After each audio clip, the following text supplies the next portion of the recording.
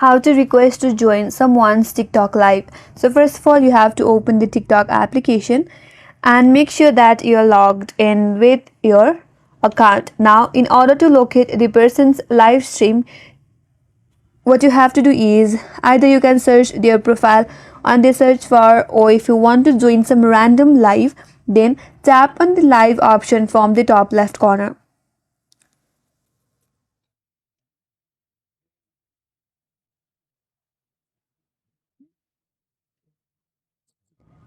Now all the live video will appear here. Now, to request someone to join their TikTok live, the host must enable the guest feature for you to request to join their live session. So, if the feature is enabled, if you navigate at the bottom of this interface, there is a multi-guest button next to that comment text box. So, if you tap on it, it says request to join as a guest. So, in order to request, you have to tap on request and a notification will be sent to the host indicating that you have requested to join their live.